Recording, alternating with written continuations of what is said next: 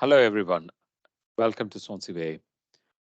My name is Raj Krishnan. I'm a Deputy Medical Director at Swansea. So, a warm welcome to each one of you to the Health Board. And I'm for sure, as part uh, of your journey, you might have actually come across quality improvement audit topics and how to undertake them in different organizations. So, I just wanted to give you a brief introduction onto how it's actually done at Swansea. So many of you would have taken part in audits, might have taken part in quality improvements, and it's also quite important to know what all of this actually means and how you can actually do it. For you personally, the benefit is for it will be useful for your appraisals. It will be appraisal for your ARCP processes, and that's that and that for by doing these processes, you will be able to make sure that more or less that part of your folder is actually being ticked off. So when it comes to quality improvement projects, what I would advise you is the fact that people will always talk about how you could actually look through the different data sets, how you can actually improve based on the data sets. There is no shortage of data. There's a lot of quality improvement activities happening within the health boards. There are quality priorities within the health board, including looking at end of life care and basically how we could actually prevent suicide prevention too. But there are some hot topics still currently emerging, which could be medications management, could be looking into the nutrition and hydration of patients too. So there will be quite a lot of topics, but make sure that you're actually doing something that you are passionate about, that's actually close to your heart, close to your service. My other advice is also to make sure that you're actually doing a project with another colleague and also with another professional. Could be a pharmacist, could be a nurse, because that will actually help to add more value to the process. Because then you can actually not only demonstrate that the fact that you have done a project, but you have done a project as part of a team. So do think that the fact that whenever you're doing a project, whether you could actually have other professionals involved, because then you could actually tap into what their know-how is, and they will actually come from a different angle altogether. What I would also advise you to fact is just looking at what your local data is, what your regional data is, what your national data is, and see whether you can actually benchmark against this. And that might be basically looking at morbidity and mortality. So, all I would advise you is the fact that don't be thinking that your improvement has to have a PDSA cycle. So, even actually undertaking a case review will be sufficient enough to be signed off as an improvement activity under the GMC guidance. There is review and audit of various activities. So you could do undertake several audits. You could actually take audits on a national part of be a national audit, or it could be a part of a local audit too. See where you're within your service, where the issues are. What are your risk factors? What are the challenges?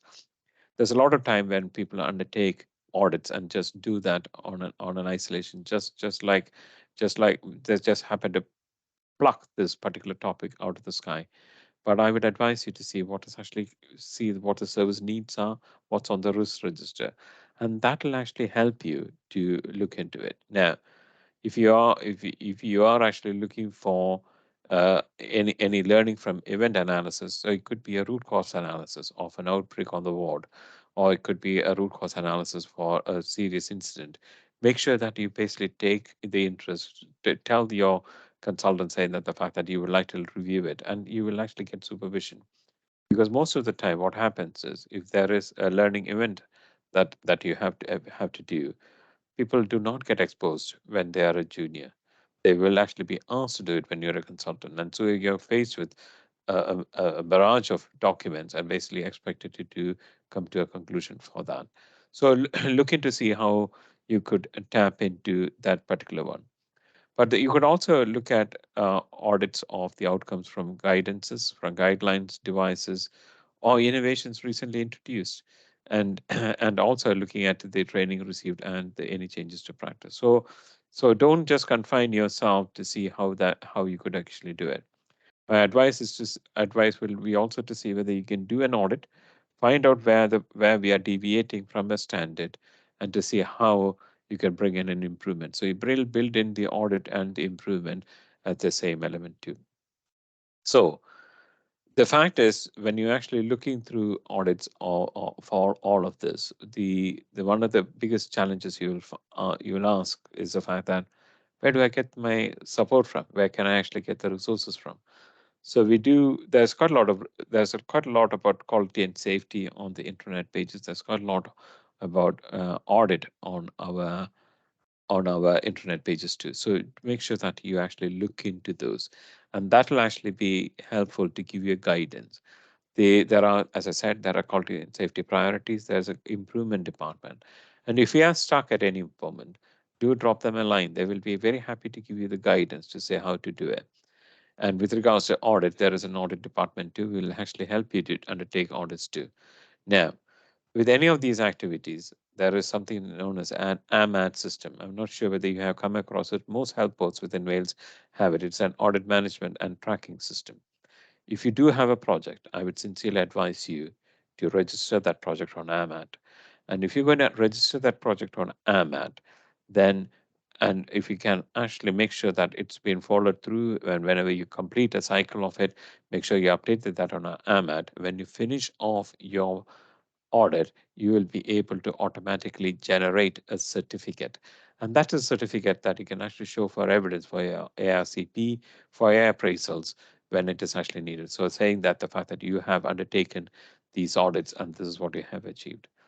Another important resource, which is actually be useful for trainees, which I have personally found useful, is the access to BMJ Open. So within the health board, we do have free access to BMJ Open, which basically means that if you do have an improvement activity or if you undertake an audit activity, then if you do register that with BMJ Open, do contact the library. They will give you the access code, and then you can update BMJ Open as you go along with the project, just like what I mentioned about AMAT. And by the end of it, you will actually complete your project and you will have an online publication on BMJ Open. So it's something really worth thinking about. It's a resource which I feel is untapped with the help board, but will actually help trainees, especially when they are going forward for their when they are actually going for consultant jobs, because they will actually have a publication on the BMJ Open to demonstrate that. So I don't want to go into any more details into all of this. I have mentioned a few things, including the about improvement, about audit, how you can tap into it, how to ensure that it's actually been recorded and documented so that you can actually use it for your ARCP. And if there are at any time, if you're stuck, please don't hesitate to contact the improvement department or the audit department. Thank you.